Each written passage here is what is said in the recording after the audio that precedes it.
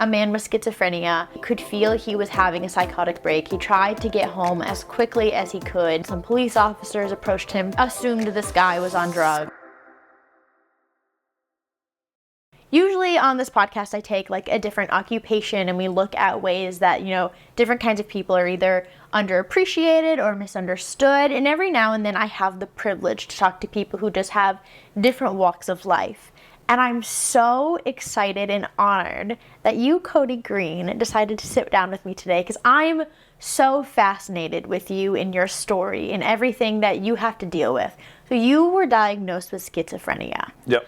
It's such a misunderstood disease. What is schizophrenia? I want to hear how this disease has shaped your life. Yeah, for those who might not know, schizophrenia is an illness that has symptoms like delusions, paranoia, hallucinations. So most people don't show signs of schizophrenia until later years. So for men, most commonly a psychotic break happens between 18 and 25 and 25 to 30 for women. And I not only am diagnosed with schizophrenia, I was raised by a mother who has schizoaffective disorder.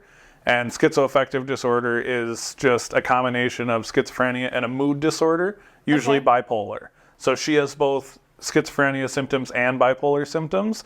And so she had her first symptoms when I was younger, kind of like middle school, high school age. And I became a caregiver for someone with schizophrenia. And I live in a super rural area of Wisconsin. So there wasn't a lot of information. People were really scared of her diagnosis. I didn't understand a lot of what was going on. And then when I went off to college is when I had my psychotic break. And I started having auditory and visual hallucinations, paranoia, delusions. And that led to several years of trying to self-medicate with drugs and eventually ended up incarcerated before I was able to start advocating and do what I do now. So It was a super long journey of like not only being someone that suffers from this illness, but also a caregiver at one point. Absolutely. So first, I have so many questions going through my brain right now. The ADHD is like, yell them all at once, but I won't do that because that will scare people. Is there like a genetic component to schizophrenia? As far as science goes, it's thought to be a combination of genetics and environmental factors. Okay. So the fact that my mom had schizophrenia did increase the likelihood that I would develop it, as well as my siblings. Thankfully, both of my siblings are kind of in the age range that looks like they'll probably be all right and not develop it.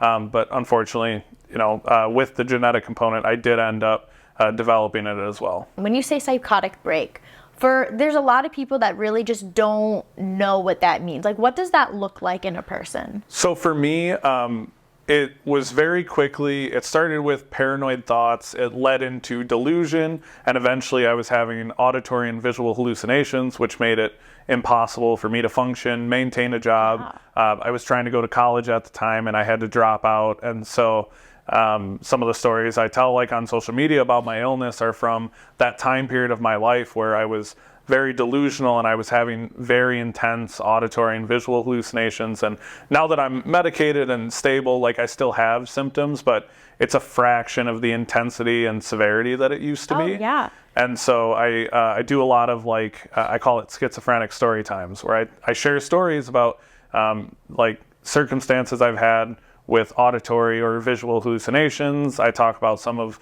the coping skills I've developed over the years, and those stories were really resonating with people in a way that I never imagined because, like I said, I lived in a rural area, so I was like, what are the chances someone else is living with this illness and can understand what I've been going through?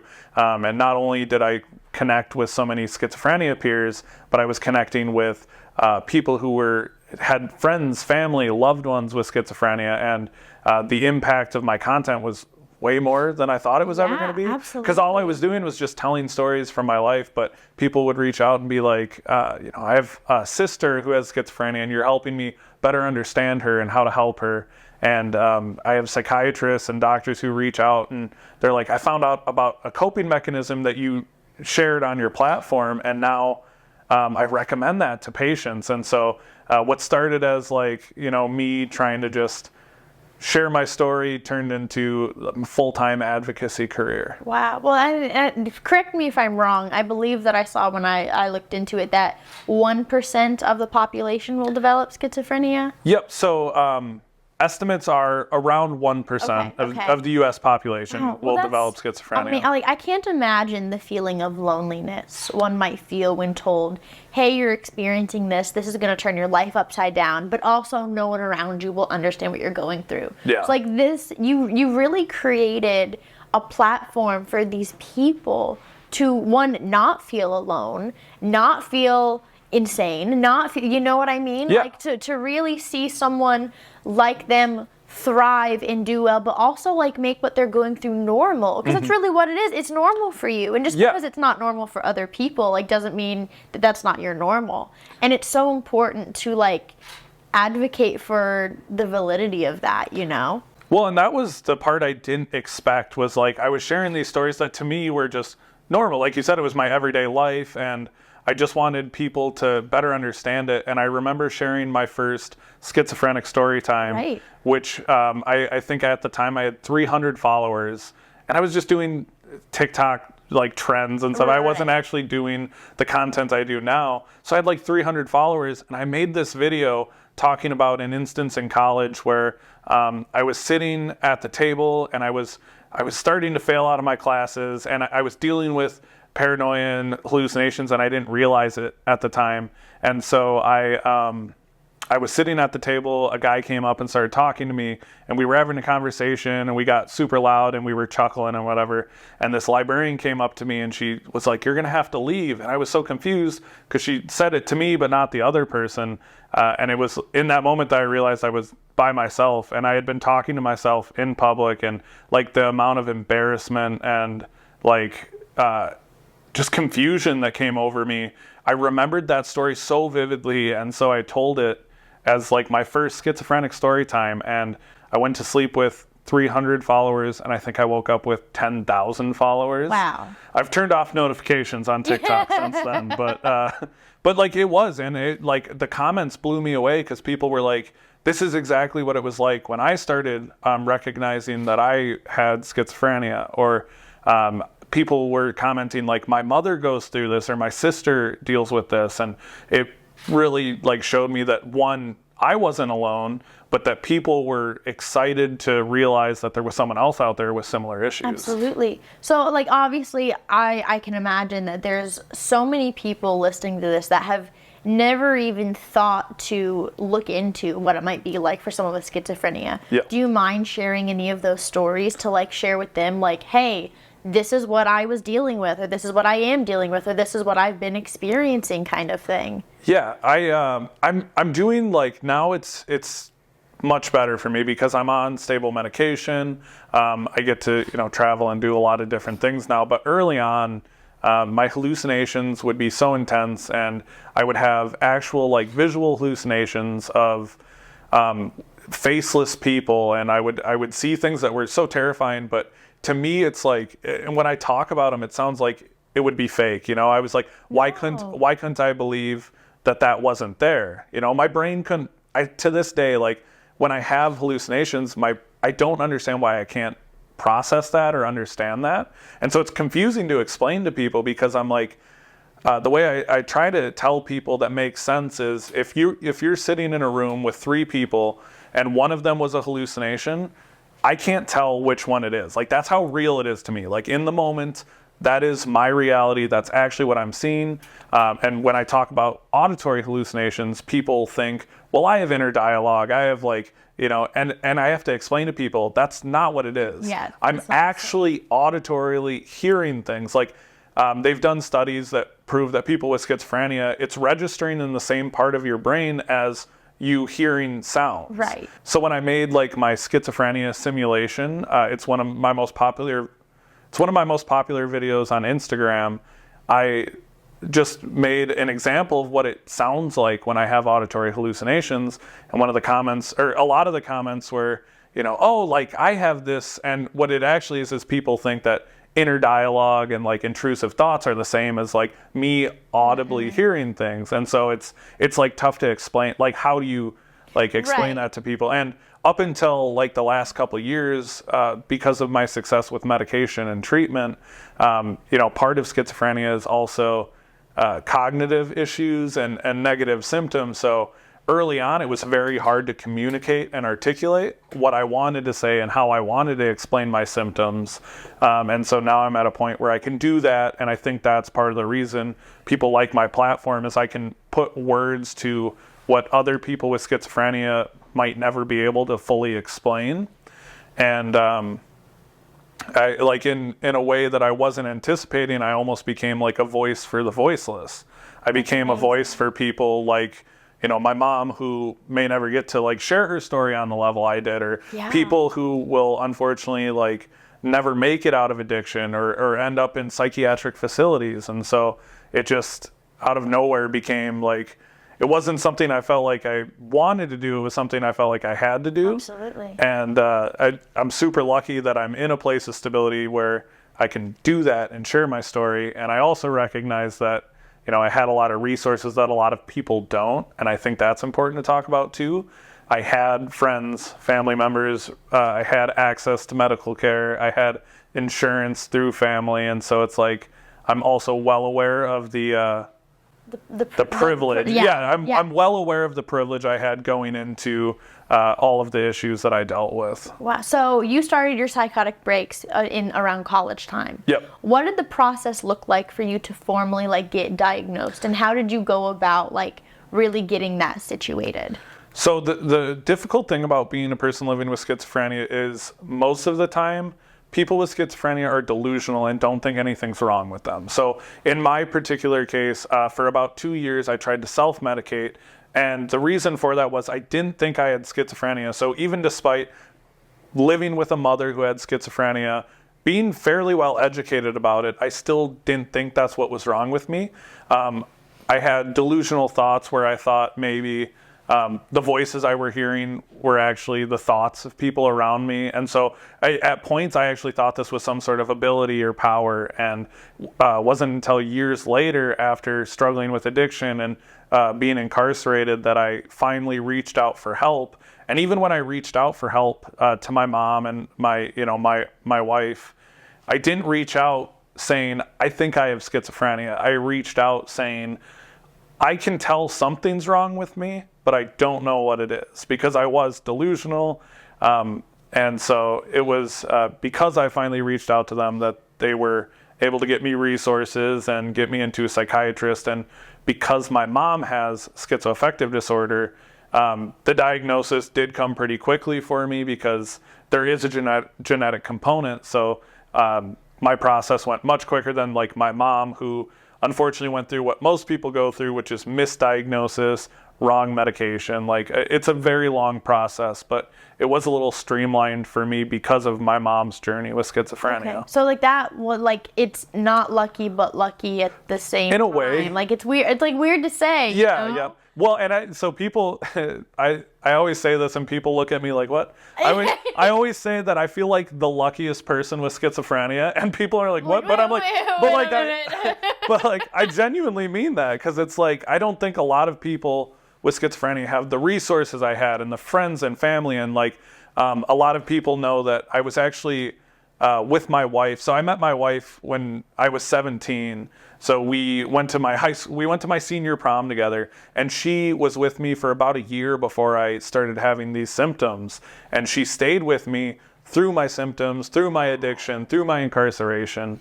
And I was so lucky that, I had her there, and it was hard for her and my mom to watch me go through that stuff and not be able to help. It's one of the things that people always reach out to me, and they're like, I have a friend, family member who's homeless, struggling with an addiction and has schizophrenia. What can I do? And I'm like, I'm not the person to ask. Like, caregivers are the people that go through that and have to watch that. And there's really not like a good answer. There's there's not a good solution right now for people really struggling. And there's a lot of laws being written and medication becoming more readily available. And so the best thing I say is always just support the people as much as you can, and try to make sure that you have resources ready if they reach out and ask for help. Was the addiction, the art incarceration, was that like related to the schizophrenia, or was that a completely separate thing? Like, how did that connect? So the reason I started using drugs in the first place, and like I get a lot of people who will come to my page and they're like, well, of course he has schizophrenia. He was an addict. What they don't realize is that caused it. Yeah, and so everyone thinks that my schizophrenia was caused by addiction, but it was actually my attempt to fix it. Because I was delusional, and at the time I didn't want to go to a hospital. I had delusional thoughts that if I went to a hospital, they would keep me there, and that the people around me were trying to poison me or sedate me so that they could bring me to the hospital. And so instead, I tried to power through by like using drugs, and so my addiction was directly because I was trying to cope with what I was going through. I was hearing things and seeing things that didn't make sense, and when I used drugs, they would go away, even if it was for a couple hours, a couple minutes. Like I just wanted that so bad, the peace, and so I chased it forever, and like all it did was create temporary relief for long-term, much more issues.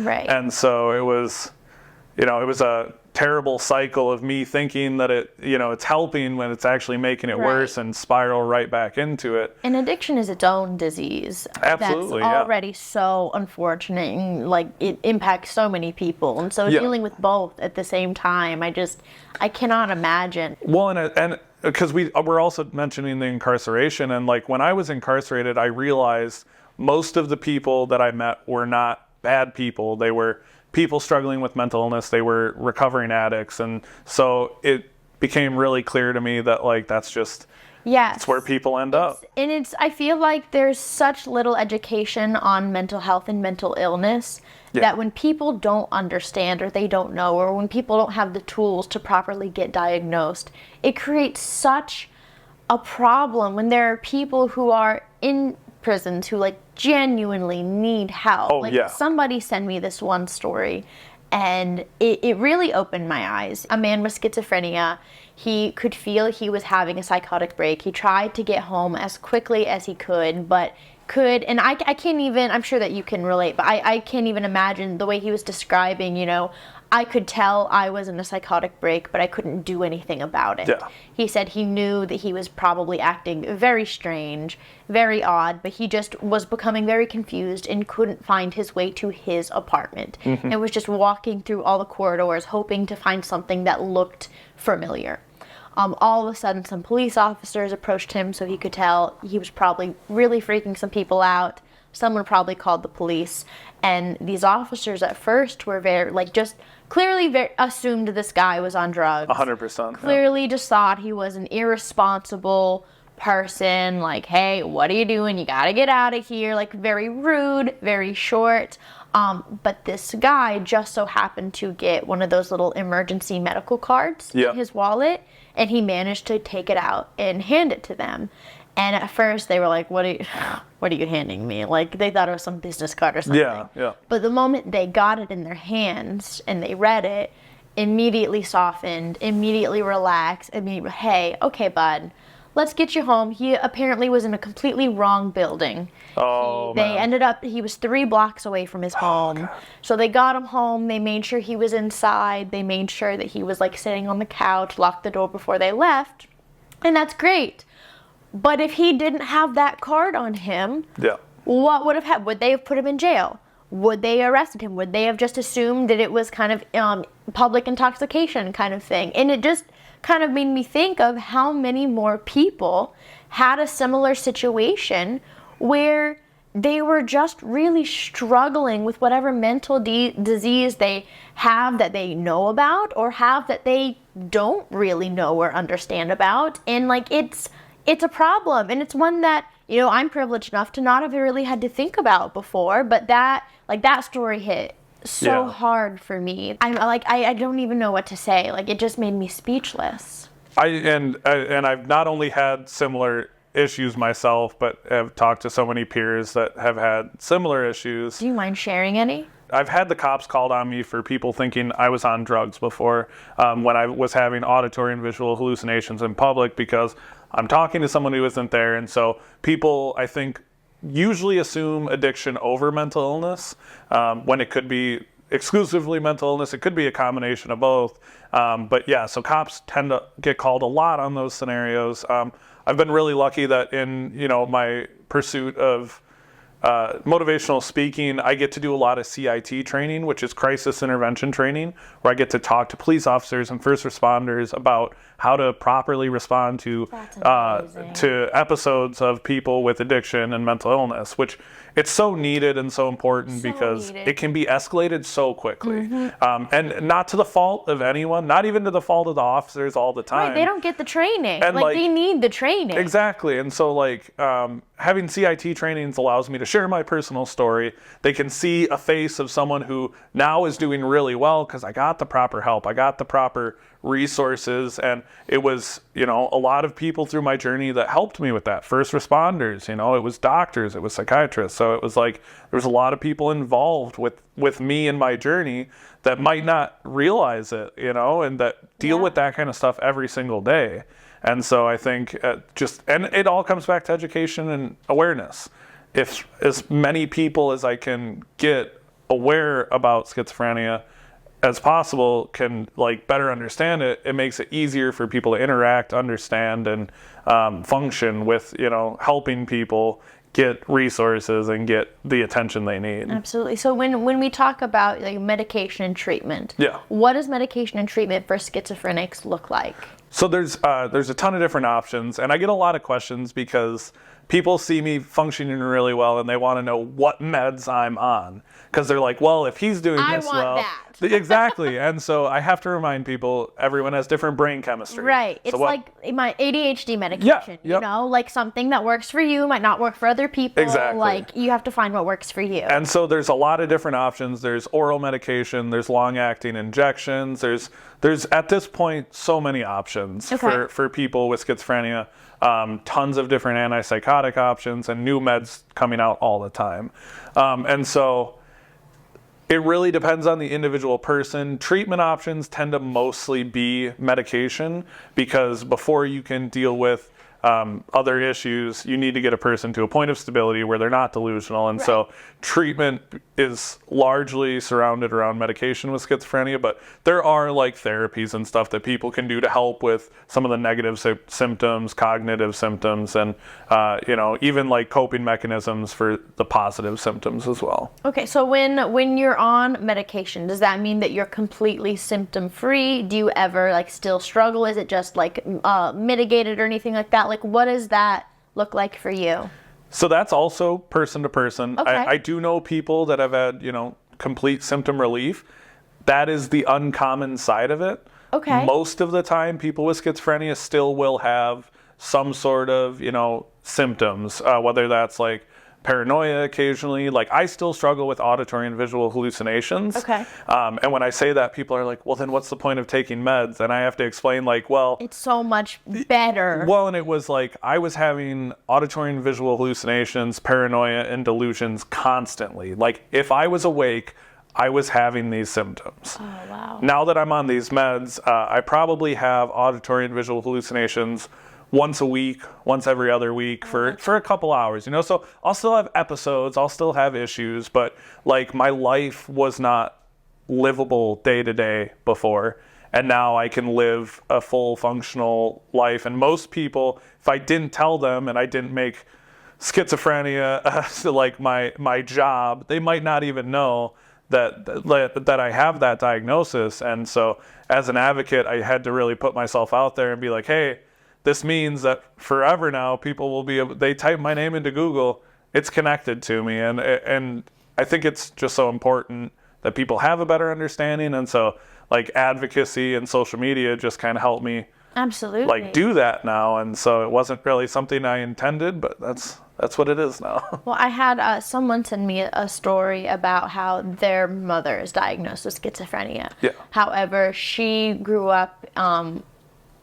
in a kind of family that doesn't really believe in medicine and doesn't do doctors, doesn't do medication kind of thing, refuses any treatment. And so they usually just have to slip medication very carefully into food or into this or into that. And there was a week where they just had so much trouble getting her medication that it pretty much was the equivalent of her quitting cold turkey, which I hear is very dangerous when it comes to schizophrenia medication. Yeah. And she had a full-on psychotic break. When they woke up in the morning one day, she was just gone. They couldn't find her. They asked friends. They went to places that she liked to hang out. She loved church. She loved everything about church. She loved going to different churches. They looked in all the churches nearby, could not find her. Ended up being missing for 31 hours. Oh, wow. So over a whole day. And they ended up finding her completely barefoot in some random coat that was very raggedy. Like he kind of compared her to people thought she was a beggar woman. Yeah. In church, crying, talking to people about divine prophecy, and people just thought, who is this lady? Thought she was on something, and so they had to try and coax her out of the building, kind of thing. She would not leave. She was just yelling and screaming. Of course, the other people had no idea what was going on, and they were freaking out. Eventually, we're able to, okay, we'll just let her stay for the rest of the service because it brings her comfort. That's fine. We don't want to scare her. We don't want to agitate her. If we let her stay for the rest of the service, maybe we can get her to come back. Mm-hmm. So they did, thankfully. And then again, she was very paranoid, wouldn't take much food from them, wouldn't take much water from them. It took days for them to get enough of her medication in her to where she at least was just sleeping. Yeah. Now we have to be more forceful with her. Like, we've seen what happens when we're not forceful with her medication. She had injuries from walking around barefoot in a psychotic break, like with no shoes, we can't let this happen again. And it's one of those things where, again, the people around don't know what's going on. They don't know if she's dangerous. They don't know if she's going through a rough time. Like, they're scared. She's scared. She doesn't know what's happening. She can't tell reality from hallucination. It's an ongoing conversation because there's a lot of debate on this right now with things like the CARE Act going on in California. Okay. Tell me more about this, because I don't know anything. So this is there's the CARE Act going on in California, which is implementing that people struggling with severe mental illness or addiction can have will have more access to medication and treatment, but it's going to be basically, instead of going to jail or something like that, they can have access to, if they take their medication, they can avoid going to jail. And so there's a little bit of concern where people are worried that that's going to that's going to make it harder for people to advocate for themselves and take rights away. So it really is a tough thing because I've been both a caregiver and a patient, and it's a tough subject right now because there's a lot of legislation around it and a lot of things in the works that people have different opinions on, and so I'm sure they have different opinions on what's humane and what's fair, and there's people who want to just, well, I'll just do it. I'll do whatever because I have to care for my parent. But then there's other people that are like, but this is still a person. Yeah. And there's a lot of fine lines, and the only I know it's not the same, but the only comparison I can think of is when it comes to teaching, and parents and teachers all have different opinions about what's right for the children and what's right for the students. And you might have very different opinions and very different ideas on what it means to do the best for them, but it's still all with love. It's all still with care. And I imagine it's the same kind of situation when it comes to caring for someone with this kind of disease of what's the best way to go about this? So I'm obviously going to ask you your opinion on what you think, and what you think coming from someone who is schizophrenic and someone who is caring for another schizophrenic. What is your opinion on that? And there might be people that agree with you, and there might be people that disagree with you, and that's okay. Yeah. Because we all have different ideas about what is best. But the point is, we're all doing it out of love and out of concern and out of care. And if everyone's goal is the well-being of these people and their loved ones, then that's all that really matters. So go ahead before I start rambling again. And so this, what I usually advocate for is trying to avoid forced treatment. Obviously, I say trying to. I think a lot of the times I just want to make sure that that's the last resort. Okay. I always advocate for people being able to retain their rights and seek treatment. I am realistic, though. I realize that isn't always possible. And so this is one thing where there's a lot of conversation going on, and I'm trying to educate myself more on both sides. Okay. Because as someone who's been on both sides, I see a lot of the reasoning for why we would, want to instill or why we would want to have people look at forced treatment. But I also obviously want to make sure that people with mental illness are able to retain their rights and their, bodily autonomy. Absolutely. So I think it's a tough scenario right now because there are people who have been put into forced treatment that come out of it saying, I was really grateful that they were able to do this because I got stable and I got medicated. And there are people that I know that have had really good luck with forced treatment. There are also people I know who came out on the other side where it prevented them from seeking help later because they had a fear of institutions and hospitals, and they couldn't trust medicine and they couldn't trust the people around them. So it's a really difficult situation. I don't think there's a one-size-fits-all answer. Yes. And 100%. I think sometimes that's what we're looking for, especially in legislation. I feel like they're trying to find a one-size-fits-all scenario. And I don't think that's the case. Mm-hmm. Like, even in my mom and the case of, like, my mom and my wife, my mom had schizophrenia. She was very aware that when I started showing symptoms, she knew what it was. But I refused treatment. I didn't, I was trying to self-medicate. I didn't want help. I didn't think anything was wrong with me. You're in denial. And so she just was there. She'd let me know she was concerned. And then when I finally reached out, and this was years, she watched me struggle with addiction and these different symptoms. She waited until I came to her and said, hey, I think something's wrong. And by that time, she had everything ready. She had all the resources lined up. So obviously, that's what I think. If we're really trying to make sure that people with mental illness and schizophrenia and addiction are, retaining their rights, and like we want them to seek help. It's also statistically when we see the most effective care is when people ask for help. And we see it mostly in addiction. People have the most success when they reach out for help and it's their decision. It's a little harder with schizophrenia because you have delusional states where people don't know what they're doing. They can't make decisions that are, something that's cognitive and like sometimes when you're delusional, you're making decisions that you as a person probably wouldn't make. And so it's a very difficult conversation right now, and it's an important conversation. So it needs to happen. There needs to be more information about how we're going to implement things like that and what that means for the patients after recovery, because if we're going to start doing these things, we need to make sure they're done right and with the patients in mind. So I'm not for or against anything. I always advocate for trying to give the person the option. And like I said, I'm realistic. I understand that's not always. For sure. I understand that's not always possible. So here's a question that just popped into my brain. Do you ever wish that your mom stepped in beforehand?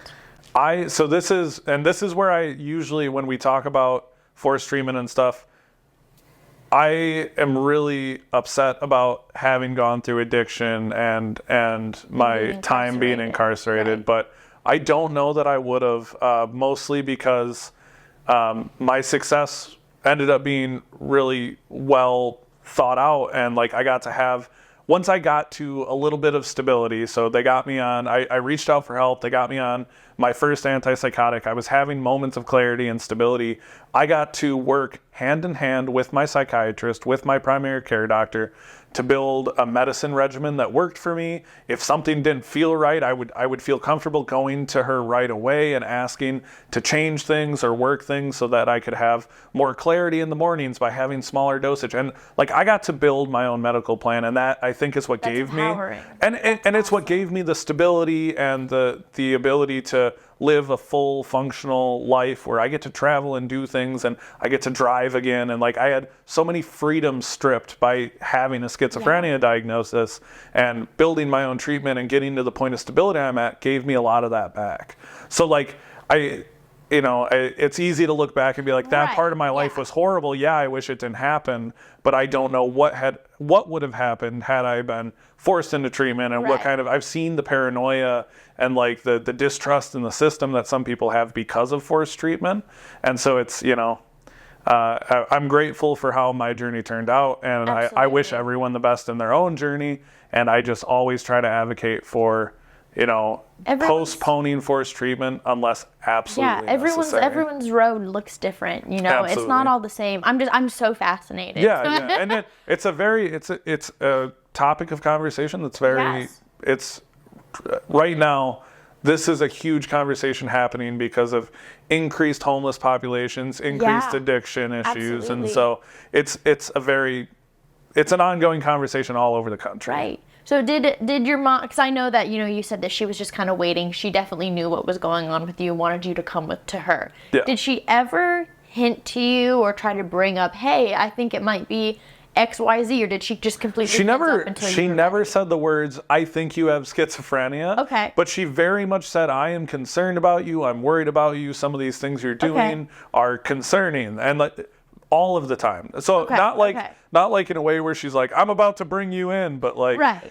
she always made it very clear she was worried about me, she was concerned about me. And I think that's what eventually led to me being like, once I started having like moments of clarity where I was like, maybe something is wrong, I reached out to her right away, and she had all the resources ready to go. Interesting. My mind is just reeling right now. It's so fascinating. There's so many questions.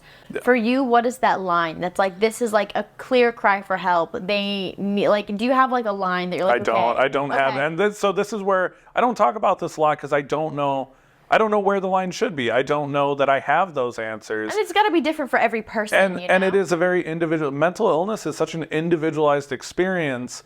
Because I'll even see on social media, I'll make a video of me having auditory visual hallucinations, and people will be like, well, that's not how my so-and-so, my cousin, acts when he has, so you must be faking. And I'm like, well, symptoms appear differently in people. Mm-hmm. No one has the same exact experience with mental illness. And I think that's the same thing for treatment. I don't think any one person has the exact same treatment journey and medication journey. So I think those conversations need to happen, but with the patient in mind. Absolutely. I love that. So pivoting a little bit and looking at more of being a caregiver with someone with schizophrenia. Yeah. Because hopefully this will reach both kinds of people who are suffering and people who are helping, like who with their loved ones are afflicted.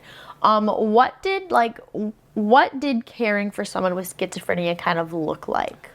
And I think the best way to describe it is confusing, especially if you don't have. I was a kid, Right. I was a kid when I was trying to care for my mom, and so I hope that when other people go into it, they had more information than I had, and more resources. For sure.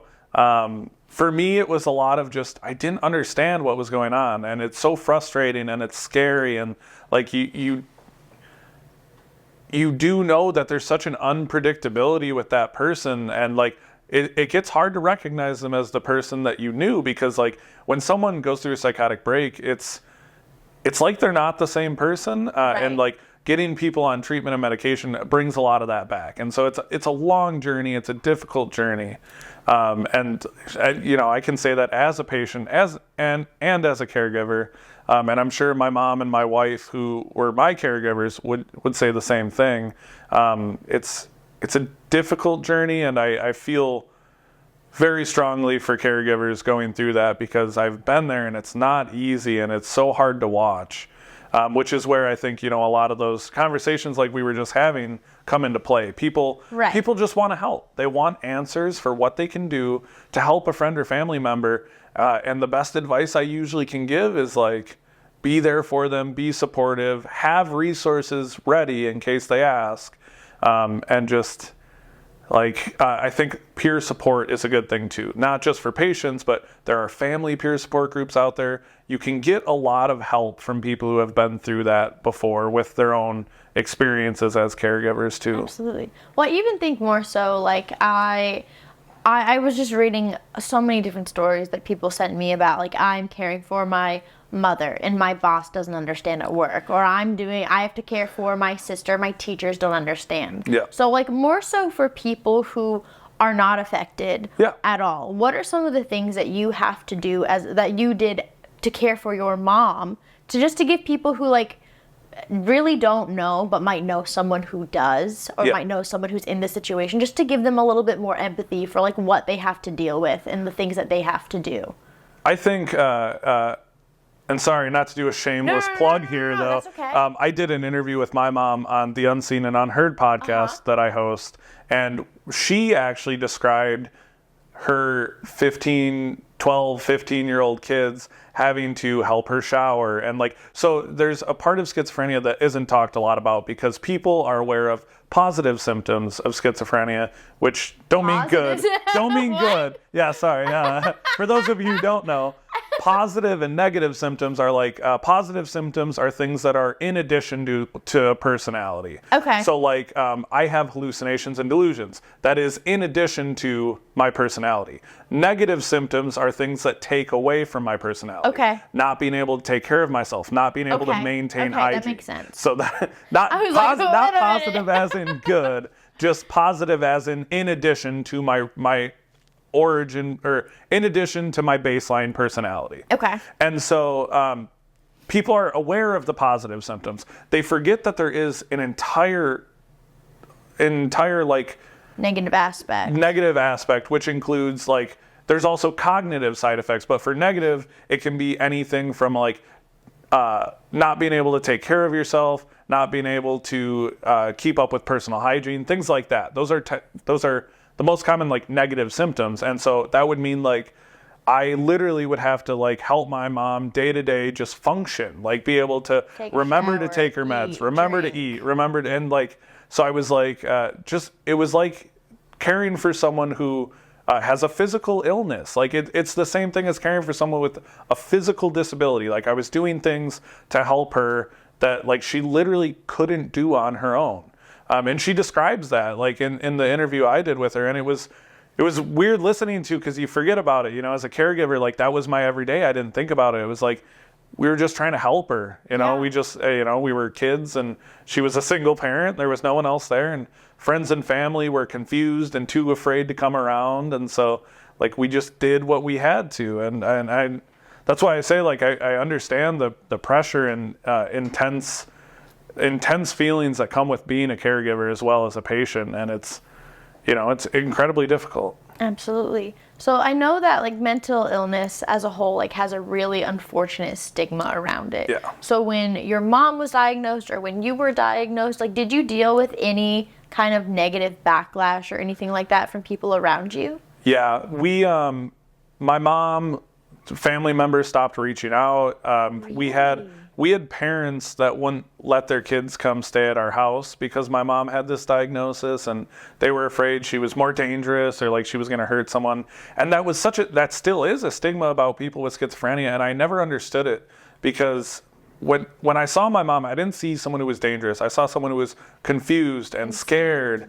And so it was so frustrating to watch. And even when I went through it, people were terrified. Like I would tell people I'd have this diagnosis, and they would be confused. They wouldn't come around anymore. They would stop talking to me. And so we lost, a lot of friends and family members. And I think that's unfortunately really common. I don't think that we were alone in that. And I hear that a lot from other people struggling with severe mental illness.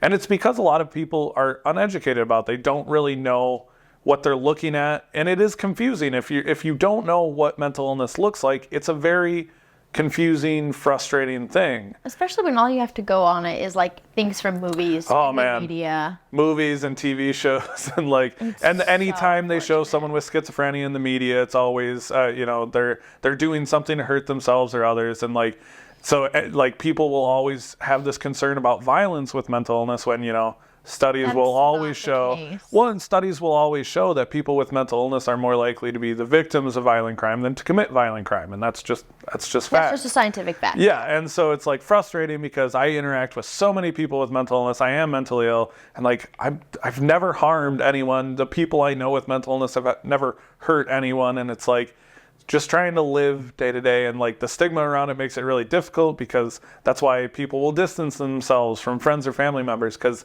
instead of being willing to learn about it, they are instead frightened by it. They're scared of it, so they separate themselves from it. That's so unfortunate. Yeah. Oh, I hate that.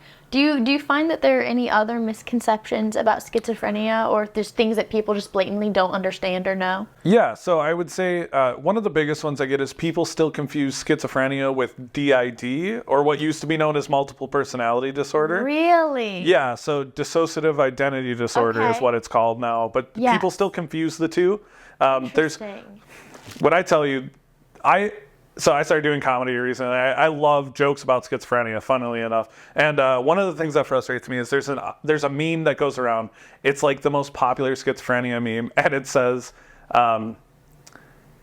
"I have schizophrenia, and so do I." And it's like, it's really like a multiple personality joke. yeah. And I'm just like, it's so frustrating because like I'll post about how I hate it, and people were like, "Oh, you just can't take a joke." I'm like, no, the joke doesn't make sense. It's no. They're like, schizophrenia, I have schizophrenia, and so do I. I'm like, that's multiple personality. That's not the DID. same It's a very thing. different disorder. So like that's a big misconception. The violence thing, I think, is the biggest one that people still are very confused about. I think the last thing that frustrates me is people online will assume that I'm faking my illness because I'm functioning Doing well. and doing well. And so what that means is people have a misconception that people with schizophrenia can't live full and functional lives with the right medication and treatment.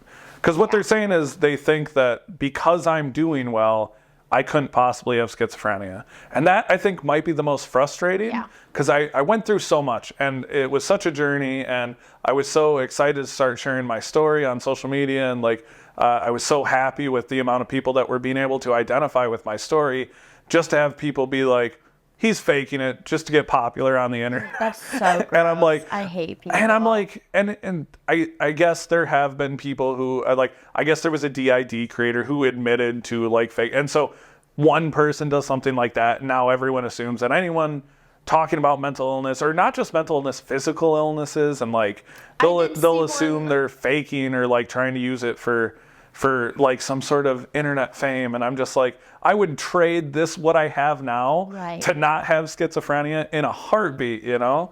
But I was like, if I'm going to suffer from it, I should also try to make the best of it. Absolutely, and advocate for others that Absolutely. can't necessarily. Yeah, and so like, to me, that just made sense. To a lot of people, they see it as like, well, he's doing too well. There's no way he could have suffered. It's almost like people want to see people struggle. Like Yeah. they want to feel like we have to care for them. They can't do well without us, kind of thing. And that's such a gross It is. mentality. Well, and especially because like I've seen the success that people can have after. So I've been able to interview people that had schizophrenia that have went on to be doctors and lawyers and like done such cool things despite their illness. And you know, it's so frustrating that people like, and we talked about earlier, you said roughly 1% of the population has schizophrenia. That means 1 in 100 people. Which means, and people don't think about this, you have probably interacted with someone that has a schizophrenia diagnosis and you might not have even realized it. Because a lot of the people doing well on schizophrenia, or a lot of the people doing well on medication for schizophrenia are sometimes too nervous to talk about it because they don't want an employer to find out. They don't want friends or family to find out because they know that there is still a stigma around mental illness. People So are just rude about it. yeah, and it's like you'd be surprised. I've had really awesome, empowering conversations about like what I've done despite my illness, and I've also had really frustrating. Like I can tell I'm up against someone who doesn't know a lot about it. It's hard to educate someone starting from nothing. You know, like there's only so much I can tell someone about my lived experience. I'm not a doctor. I'm not a psychiatrist. You know, so I can only explain so much to people that don't have any education about it. And that's like one of the issues with being an advocate is I'm fighting a very difficult battle of miseducation, misinformation, and you know, some people don't want to know. They would rather be okay with this idea of what they've built mental illness and schizophrenia to be than the reality of what it is. Especially as a teacher, I saw other teenagers do this of what I'm about to talk about. And it's just, sometimes people want to be an advocate for something so badly that they end up trampling on the voices of the people that they're trying to stand up for. Like, someone sent me a story about how they were in a college class and they were doing like a big group project. And with, their peers, they kind of made a schizophrenic joke, and they were with some of their friends were in the group, and so they thought their friends would get the joke. Yeah. And one of the other group members said, "Well, you can't. That's rude. You can't make that joke." And Yeah. the guy was like, "No. I'm schizophrenic. Yeah. Like, Oh, man. I'm not against anyone. I'm schizophrenic." Yeah. The guy just looks at him and goes, "No, you're not." And he goes, "No, I definitely am." And he goes, "Well, you don't look schizophrenic." Oh, And he's like, just saying that Right. triggers me. and he's like, "What does a schizophrenic look like?" Well, And the they guy was picture like, they picture someone foaming at the mouth in a straitjacket, Oh my- like that's literally what people picture. So I think. so sad. Well, the guy, he didn't give him an answer. Yeah, like yeah. he's like, "Well, I don't know, but you're just like." They picture homeless Normal. people talking to themselves. That's what they picture. Yeah, it was crazy. And this kid was just like, I want you to tell me. I want you to tell me what you think schizophrenic people, because you were very quick to like jump down my throat a Yeah. second ago. Yeah. But now, like, But what does that is it? look like? What Yeah, does it yeah. look like? Like, are you an advocate or are you not an advocate? Like, what? And he was like, "Oh, I'm sorry, I didn't mean anything by it." And he's like, "Okay, well then, just act like it." Yeah. Like, you don't have to convince me. Like, convince the next person that you meet. You know. You would be surprised, because I told you I started doing comedy, you would be surprised the amount of people who I'll get done doing a set, mostly about my diagnosis and what I've been through with my schizophrenia, and people will be like, they'll come up to me and be like, "You can't joke about that. Schizophrenia isn't something you can joke about." And I'm like, "You realize I have it, right?" They're like, "Oh yeah, I heard you say that." And like people will even believe, like some people online assume I'm like faking it, but like people, they'll be like, "Oh, I believe that you have schizophrenia, but you can't joke about that." I'm like, "Really? You really?" I can't joke about my own mental illness. Yeah. What? So my favorite shirt now to wear when I do comedy stuff, I have a shirt that says "My mental illness makes me funny." And yeah, I love that one. Well, even this one, like people will get upset. This is one of my merch shirts, and it says "Lend your voices to schizophrenia awareness." Voices in parentheses. Exactly. So like it was meant to be like, yes, I'm trying to spread awareness, but also like I use comedy to cope. And Well, like something that I found is that as a former teacher, again, very different. oh yeah. But people just blatantly don't care about teacher issues. Like they're like, "Oh, you don't get paid enough, hump the wheel." Oh, like, no, they don't poor care. you. So I just kind of found that if I could like make people giggle with it, they might like actually pay attention, and that's how all of my stuff started. Was using comedy to address very serious issues, and you're doing the exact same thing, and it is crazy to me that people are trying. You can't joke about your You can't. trauma. How dare you? How could you? It offends me that you're laughing at your own trauma.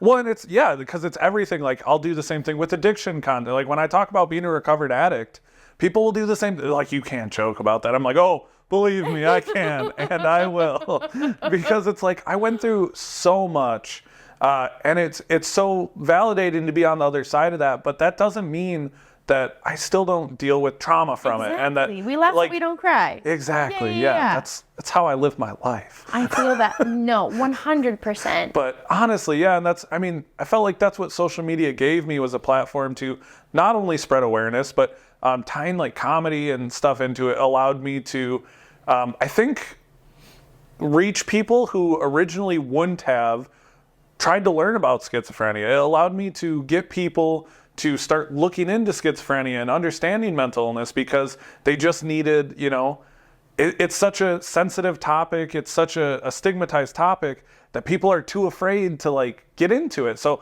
doing comedy allowed me to open that door for people who otherwise, I think, never would have learned anything else about the illness. Absolutely. And I think, it's one of those things where even if you do have schizophrenia, it's not necessarily your duty to educate everybody. Like, it's totally fine if I'm there gonna are try people it. out. No, I'm not. I mean, like, other people, like, you are very brave and courageous and confident in this. It's also very normal for other people to not. Oh, absolutely. And I think that it kind of also goes to, like, any other kind of, like, even, like, microaggressions or anything like that when people, I'm trying to think of exactly how to phrase this. Like, Google exists. Yeah. And people are more than capable of, like, using their fingers and their long fingernails. People who, like, watch my videos know that, like, I can't actually type things. I say it on my Bad Apple stuff all the time. I can't actually type on my computer because my little press-on fingernails always get in the way. I have to talk to text.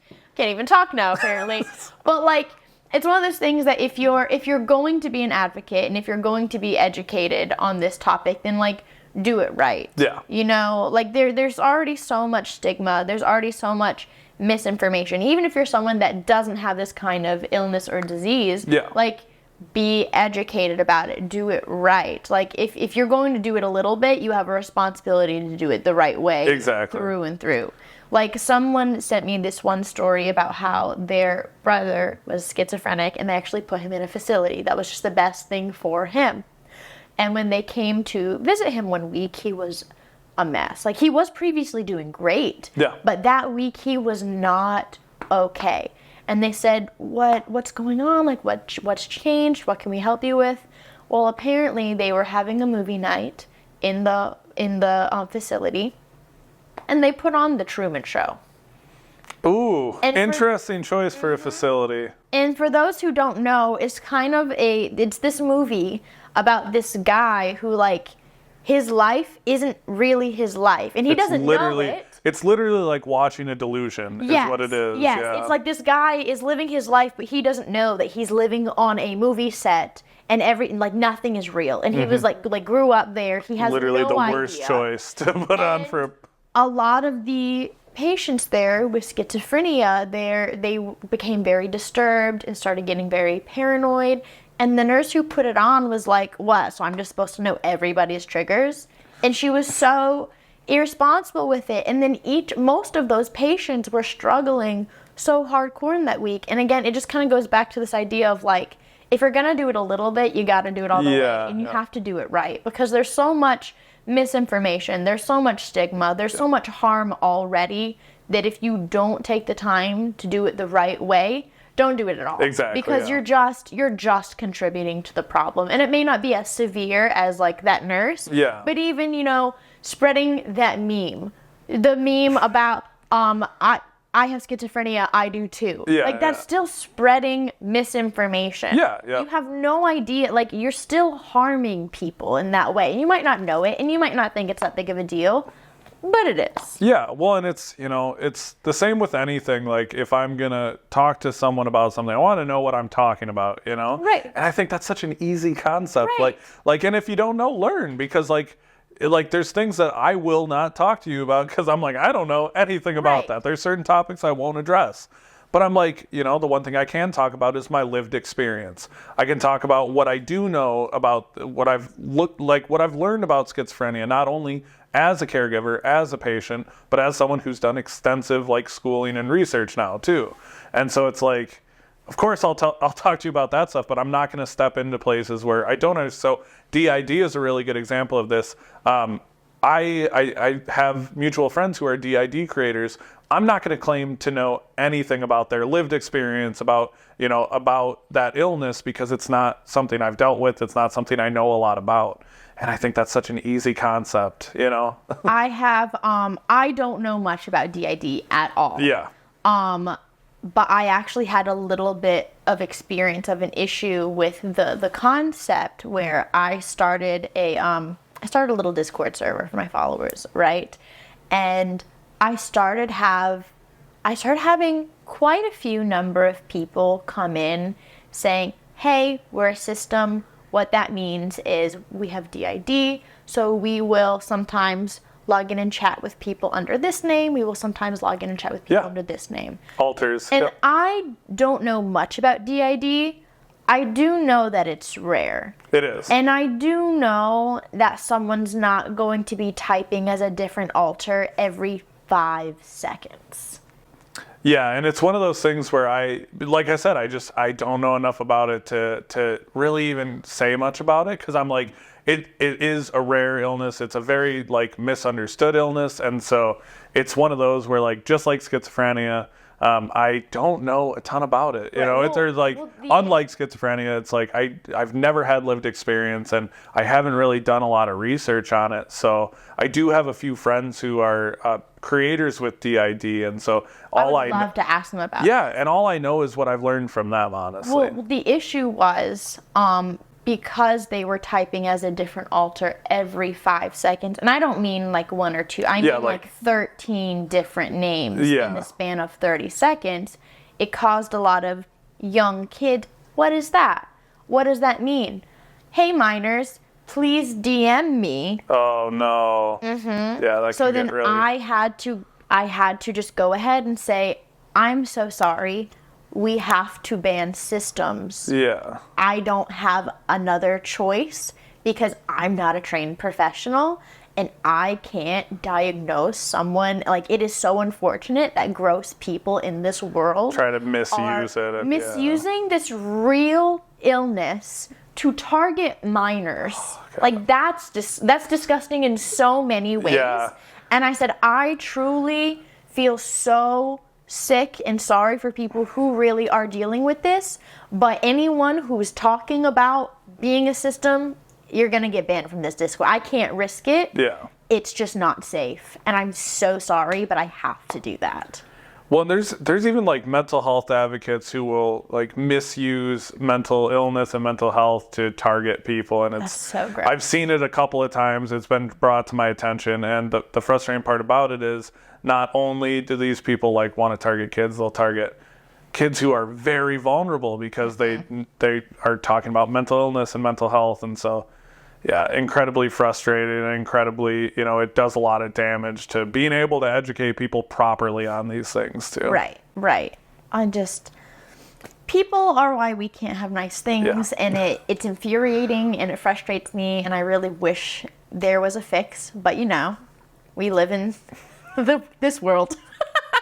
But before we go, are there any other misconceptions or anything else that you want to address or talk about and leave our listeners with in regards to either having schizophrenia or caring for someone with schizophrenia? I think the thing I always try to end on is like, I want people with schizophrenia to remember that when they get diagnosed, so when I was first diagnosed, my diagnosis felt like a death sentence. I didn't think there was anything to look forward to. I'd only ever seen my mom struggle and like really have a lot of issues with schizophrenia. And because of her late diagnosis, she didn't get early intervention. And so it left her with a lot of cognitive and negative side effects. And so I just want to remind people who are newly diagnosed or might be looking at a diagnosis that with the right treatment, right medication, anything is possible. Because when I was first diagnosed, I felt very alone. I felt very afraid. And so now I just want to be the voice that I needed when I was newly diagnosed and terrified. And make sure they don't feel so alone. Yeah, absolutely. And if I'm not your cup of tea for whatever reason, there are other creators out there talking about schizophrenia and mental illness, and there's a ton of people doing this now, and I'm just like super grateful I can be a part of the conversation, educate people in my own way, and be able to do that through social media, through like YouTube, TikTok, and podcasts. And I couldn't imagine, I couldn't imagine doing anything else now that I'm doing this, and I'm just super grateful. I love that. Well, thank you so much for hanging out with me today. Thank you. I appreciate it. I know it was a lot later than we wanted it to be, but I really appreciate it. No one has to know. It could be 8 a.m. for all that. It's so early, guys. I'm not doing this last minute. No. We just woke up, had breakfast. Not me at all. I don't do anything last minute. I'm so responsible.